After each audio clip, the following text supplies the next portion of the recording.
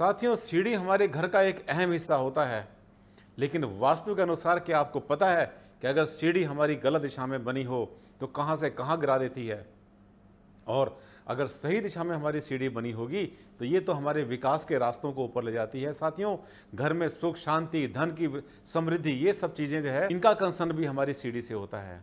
तो जिस घर में सीढ़ी बनी होगी बहुत बढ़िया, सही दिशा में बनी होगी, सही वास्तु से बनी होगी, तो वहाँ पर सीढ़ी से बहुत ज़्यादा लाभ मिलते हैं।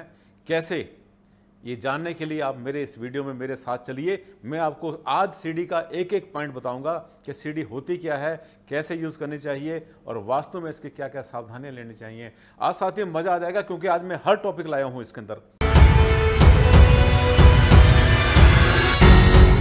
साथियों, हर किसी को छत पे ले जाती हैं सीढ़ियां, और जो हो लापरवाह उनको नीचे भी ले आती हैं सीढ़ियां। तरक्की के रास्ते को भी बोलते हैं सीढ़ियां, और भागने वालों को थका देती हैं सीढ़ियां। साथियों, इन दो लाइनों में आपको सब कुछ पता चल गया होगा सीढ़ी के बारे में। अगर सीढ़ी बनी हो आपकी अच्छी दिशा में, वास्तु के हिसाब से सकारात्मक दिशा में बनी हो, पॉजिटिव सीढ़ियां बनी हो, तो आपको फर्श से अर्श तक ले जाती हैं। और अगर ये गलत बना दें तो अर्श से फर्श तक लाने में भी इसको ज़्यादा समय नहीं लगता। साथियों, सीढ़ियाँ बहुत इंपॉर्टेंट होती हैं, बड़ा महत्वपूर्ण इनका योगदान होता है हमारे वास्तुशास्त्र में। आज मैं आपको बताऊंगा कि सीढ़ियाँ किस दिशा में हो, कैसे बनी हो, घुमाव कहाँ पर हो, कहाँ से शुरू हो, कहाँ ख़त्म हो। अगर सीढ़ियाँ घर के बाहर से शुरू हो रही हैं तो क्या वो एक्सटेंशन माना जाता है या नहीं माना जाता, और सीढ़ियाँ जब ऊपर जाके घूमती हैं तो किस दिशा में बाहर जानी चाहिए, ये भी आपको बताऊंगा। किधर का घुमाव गलत होता है, किधर का घुमाव सीधा होता है, ये बताऊंगा। और इसमें जो है, जो ट्रेड होता है, जिस ट्रेड बोलते हैं, जिस पर पैर रखते हैं, उसकी लंबाई चौड़ाई कितनी होनी चाहिए और ऊंचाई सीढ़ी की कितनी होनी चाहिए, वो भी आपको बताऊंगा। अब आप नोट करें एक एक बात को। नंबर 1, सीढ़ियाँ हमारे घर की सबसे भारी स्ट्रक्चर होती हैं। एक ऐसी संरचना है जो कि सबसे ज़्यादा भारी है, क्योंकि इसके नीचे आप देख रहे हैं, ये सीढ़ी के पास जो मैं खड़ा हूँ, आज साथियों आप ही को समझाने के लिए यहाँ खड़ा हूँ। साथियों, अभी आप देख रहे हैं वास्तु फॉर स्टेयरकेस, सीढ़ियों के लिए वास्तुशास्त्र। साथियों, ये वीडियो बहुत लंबा हो गया था, इसलिए इसको हमने 2 पार्ट में ले लिया है। आपके सामने चल रहा है भाग 1, इसके पीछे पीछे बहुत जल्दी भाग 2 भी आने वाला है। तो अगर आपने इसको चैनल को सब्सक्राइब नहीं किया है तो तुरंत कर लें, ऐसा ना हो कि भाग 2 आपसे छूट जाए। सीढ़ी के साथ में खड़े होकर के आज आपको बताऊंगा। नंबर 1, सीढ़ी को होना चाहिए साउथ में या वेस्ट में। 2 दिशाएं वास्तु में होती हैं भारी, जिन्हें हम कहते हैं दक्षिण या पश्चिम, साउथ या वेस्ट। पहली बात तो ये नोट करें कि सीढ़ियां हमेशा आपके भवन के या तो दक्षिणी भाग में हो या फिर पश्चिमी भाग में हो, और अगर दक्षिण पश्चिम में होंगी, साउथ वेस्ट में होंगी, तब तो बहुत ही बढ़िया है। पहली सावधानी। नंबर 2, इनका जो स्टार्टिंग पॉइंट है, यानी कहाँ से शुरू हो सीढ़ियाँ, ये आप देख रहे हैं कि ये शुरू हो रही है सामने से। ये दिशा है पूरब, पूरब से लेकर से जा रही हैं सीढ़ियाँ और मेरी पश्चिम की तरफ जा रही हैं। पश्चिम में जाने के बाद में फिर उत्तर की तरफ मुड़ गई। उत्तर में मुड़ने के बाद ख़त्म हो जाती हैं, छत पे पहुंच जाएं, कोई समस्या नहीं है। यदि वापस आती हैं तब भी कोई समस्या नहीं है। तो ये बात सबसे पहले आप समझ लो कि सीढ़ी का सिर्फ स्टार्टिंग पॉइंट ही महत्वपूर्ण होता है, और जहाँ जाके सीढ़ी खत्म होती है उसकी कोई वैल्यू नहीं है।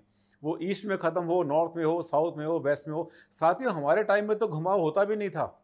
हमारे टाइम में अगर कोई बच्चा जो है सीढ़ी पर से गिर गया तो सीधा नीचे ही आया करता था।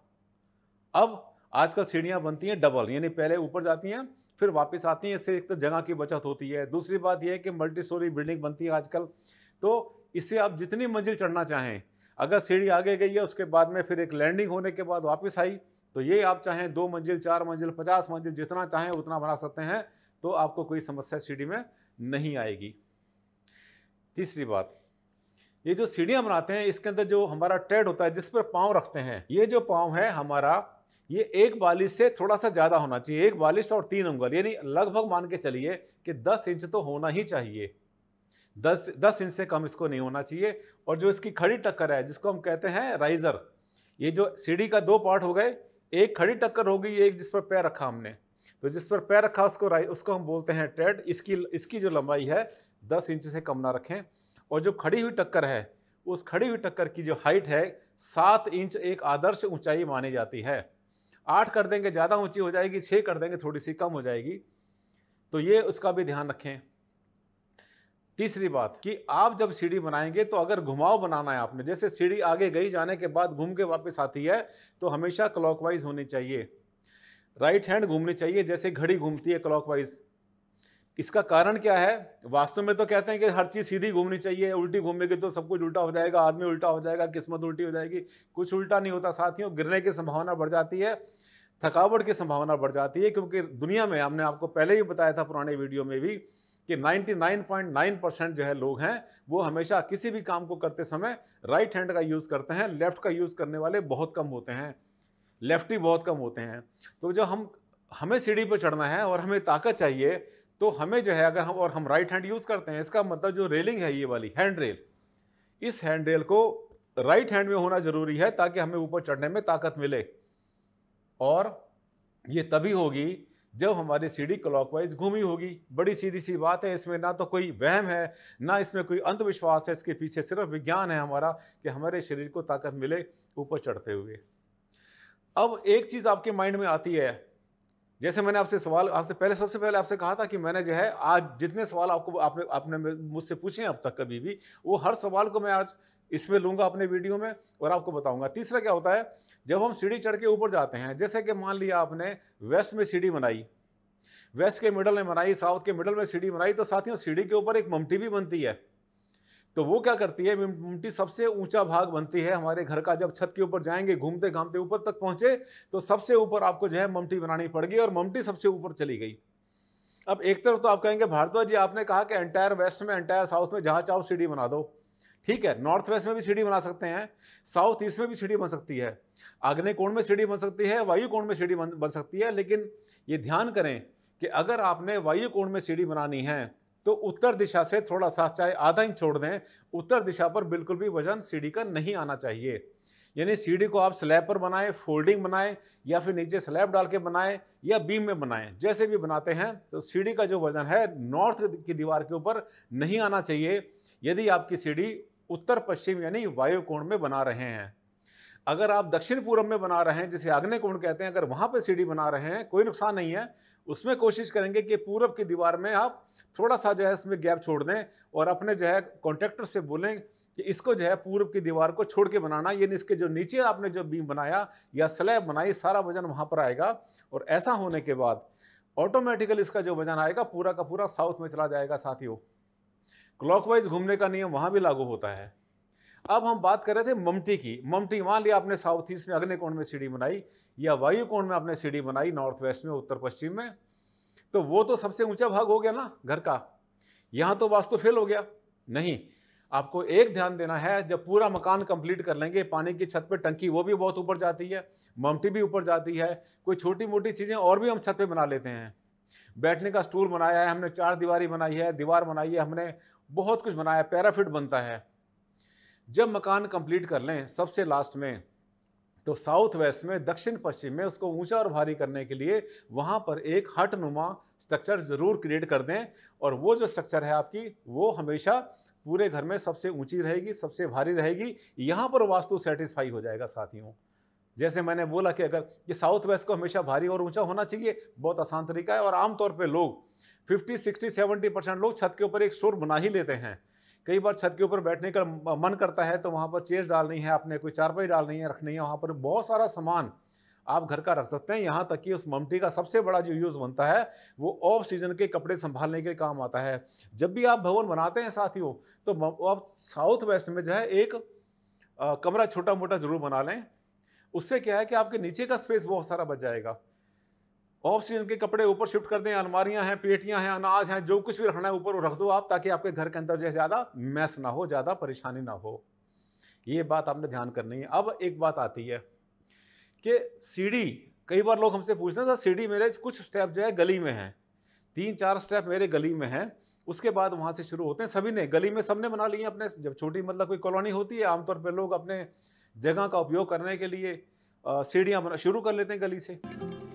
साथियों, अभी आप देख रहे हैं वास्तु फॉर स्टेयरकेस, सीढ़ियों के लिए वास्तुशास्त्र। साथियों, ये वीडियो बहुत लंबा हो गया था, इसलिए इसको हमने 2 पार्ट में ले लिया है। आपके सामने चल रहा है भाग 1, इसके पीछे बहुत जल्दी भाग 2 भी आने वाला है। तो अगर आपने इसको चैनल को सब्सक्राइब नहीं किया है तो तुरंत कर लें, ऐसा ना हो कि भाग 2 आपसे छूट जाए। 2, 3, 4 स्टेप हमने बहुत बार देखे गली में बने होते हैं, क्या वो एक्सटेंशन में आता है? नहीं साथियों, वो सीढ़ियाँ जो आपने घर के बाहर ली हुई हैं, जो गली के अंदर हैं, वो एक्सटेंशन में नहीं आता, वो प्लॉट के भवन के विस्तार में नहीं आता। हाँ, अगर आपने उस पर कोई कवरेज कर दिया, आपने उसके ऊपर कोई छोटी मोटी कैनोपी डाल दी, या आपने शीट लगा दी, या आपने कोई छत छोटी मोटी डाल दी घर के बाहर भी, तो 100% वो घर का आपका कवर एरिया बन जाएगा और वो आपका जो एक्सटेंशन में शामिल होगा। उस केस में आपको अपने भवन के साथ उत्तर दिशा में, अगर आपने उत्तर पश्चिम बना रखा है आपने, तो उत्तर दिशा से आपने चढ़ना शुरू किया, तो वहाँ पर एक बारीक सी कॉपर वायर डालकर अपने घर के साथ साथ और गली के बीच में उस स्थान को कट कर दें, उसकी एनर्जी को वहाँ से अलग कर दें, नीचे भी और जो ऊपर छत डाल रहे हैं ऊपर उसमें भी ध्यान करें। यही काम आपको जो है साउथ ईस्ट में करना है, आपको दक्षिण पूर्व में भी करना है। अगर सीढ़ी आपके घर से बाहर से शुरू हो रही है तो साथियों वो आपके जो है एक्सटेंशन में विस्तार में नहीं आती, लेकिन अगर आपने ऊपर से कवर कर दिया तो फिर वो आपका विस्तार बन जाएगा। उस केस में भी आपको कॉपर वायर से काट के अलग कर देना चाहिए। ये आपको साथ साथ बता रहा हूँ मैं उपाय भी। इसके बाद ये मेरे पास बहुत सारे आते हैं सवाल कि सर जब हम घर में घुसते हैं तो सीढ़ी के नीचे से घुसते हैं, मतलब हमारा जो एंट्रेंस है वहाँ पर सीढ़ी बनी हुई है, उसके नीचे से जब अंदर हम आते हैं तो इसका वास्तु प्रभाव क्या आता है? होता क्या है साथियों, आजकल बड़ी परेशानी एक बहुत बड़ी ये हो गई है कि बहुत सारे वास्तु कंसल्टेंट हैं, पंडित जी हैं, बहुत सारे टीवी पर बैठे हुए हैं, कोई यूट्यूब पर आ रहे हैं, तो क्या होता है कि हर किसी की बात आपस में एक दूसरे से कंट्राडिक्ट कर जाती है। एक ने कुछ बोला, दूसरे ने कुछ बोला। जब तक कि आप उसकी बात का लॉजिक ना समझ लें, जब तक उसका कारण ना समझ लें, जब तक कि उसका कोई साइंटिफिक रीज़न ना समझ लें, तब तक आपको एक्सेप्ट नहीं करनी चाहिए ये बात। साथियों, अभी आप देख रहे हैं वास्तु फॉर स्टेयरकेस, सीढ़ियों के लिए वास्तुशास्त्र। साथियों, ये वीडियो बहुत लंबा हो गया था, इसलिए इसको हमने 2 पार्ट में ले लिया है। आपके सामने चल रहा है भाग 1, इसके पीछे पीछे बहुत जल्दी भाग 2 भी आने वाला है। तो अगर आपने इसको चैनल को सब्सक्राइब नहीं किया है तो तुरंत कर लें, ऐसा ना हो कि भाग 2 आपसे छूट जाए। जो सीढ़ी आपकी है उसके नीचे से अगर एंट्रेंस आपकी होती है तो डेफिनेटली वास्तु के हिसाब से ये अच्छी पोजीशन नहीं होती, ये वास्तु दोष की कैटेगरी में ही आती है। क्योंकि घर में घुसते ही अगर आपके ऊपर जो है ग्रेविटेशनल फोर्स पड़ता है, ग्रेविटेशनल फोर्स क्या है एक्चुअल में, क्या है कि वो टेंसाइल फोर्स है। घर में घुस रहे हैं तो जो ऊपर का वजन है सीढ़ी का वो आपकी शरीर के ऊपर आ रहा है, तो वहीं पर आपके ऑरा को, जो आभा मंडल आपका होगा, वहीं पर वीक कर देगा। रेड और येलो कलर आपके आभा मंडल में बढ़ जाएगा उसी समय। ब्लू कलर हो गया, ग्रीन कलर हो गया आपके आभा मंडल का साथियों, और आपका पर्पल कलर हो गया, वो ऑटोमेटिकली रिड्यूस हो जाता है। थोड़ा सा टेक्निकल है ये, उन लोगों के लिए ज़्यादा आसान है जो समझते हैं ऑरा को, आभा मंडल को। अब क्या करें ऐसे में? कुछ नहीं करना, आपको आकाश तत्व वहाँ पर पैदा कर देना है। बड़ा आसान तरीका, घर में अंदर आए, अगर ऊपर आपको दिखाई पड़ता है कि सीढ़ी की लैंडिंग वहाँ पर आ रही है और उसके नीचे से आपको अंदर आना है, तो उस लैंडिंग के नीचे, यानी अपने सिर के ऊपर और लैंडिंग के नीचे जो है आपको ब्लू कलर कर देना है, आसमानी रंग कर देना है। आकाश तत्व वहीं पर क्रिएट हो जाएगा उसी समय, और वो उसकी जो नेगेटिविटी है बहुत हद तक कम हो जाएगी। सीढ़ी को तोड़ना नहीं, तोड़फोड़ बिल्कुल नहीं करना। आपके घर में सीढ़ी कहीं बनी हो, कैसी बनी हो, हमारे पास बहुत सारे इलाज होते हैं। अगर आपकी सीढ़ी एंटी क्लॉक घूम गई है, मान लिया आप ऊपर चढ़ते हैं, चढ़ने के बाद में उल्टे हाथ घूमते हैं, तो उस वास्तु दोष को दूर करने के लिए 2 तरीके आप हैं इसके लिए। नंबर 1 तो ये, ऊपर चढ़ते समय घुमाव के बाद जो भी दीवार आपके सामने पड़ती हो, उत्तर दिशा की या पूर्व दिशा की, उसके ऊपर एक हमारा जो ड्रेसिंग टेबल की साइज़ का एक मिरर होता है वो लगा लें, जिसमें आपको अपना अक्ष दिखाई देगा। तो वो आपको जो है आपकी ऊर्जा को वहाँ उल्टा कर देगा, आपको दिखाएगा कि आप इधर से नहीं आए थे, आप इधर से आए थे, और वो सीढ़ी को क्लॉकवाइज होने वाला काफ़ी हद तक 80% तक आपकी जो रिकवरी है इसकी नुकसान की, वो ठीक कर देगा। आपका वास्तु दोष काफ़ी हद तक ठीक कर देगा। दूसरा साथ साथ ये भी करें, क्योंकि मैंने आपसे कहा था कि 99.9% लोग जो है सीढ़ी चढ़ते समय, कोई भी काम करते समय राइट हैंड का ज़्यादा यूज़ करते हैं। उस केस में अगर राइट हैंड में आपके पास दीवार आ गई, क्योंकि अगर सीढ़ी एंटी क्लॉक घूमेगी तो राइट साइड में आपके पास दीवार आएगी, उस दीवार के ऊपर भी एक हैंड रेल लगा दें, जिससे चढ़ते समय उसको पकड़कर आसानी से ऊपर जाएं। तो एक मिरर लगा दिया और एक आपने हैंडल लगा ली, तो ये मानकर चलना 100% वास्तु रेमेडी आपकी सीढ़ी की हो गई। इसके बाद वास्तु दोष नहीं बचा। और अगर आपको मेरा वीडियो पसंद आया है और लगता है आपको कि मेरा चैनल वाकई में सब्सक्राइब करने के लायक है, तो इसको ज़रूर सब्सक्राइब करें और उन सब के साथ शेयर करें जो अपना मकान बना रहे हैं, जिसके घर में सीढ़ी गलत बन गई है, गलत दिशा में बन गई है, उल्टी घूम गई है, कुछ भी हुई। जिसका भला चाहते हैं और चाहते हैं कि अपने वास्तु दोष को, इस दोष को ठीक कर लें किसी तरह से, तो फिर आप उसके साथ में शेयर करें और मेरे इस वीडियो को लाइक ज़रूर करें। लाइक करना ना भूलें अगर आपको अच्छा लगा। धन्यवाद। Take care. नमस्कार।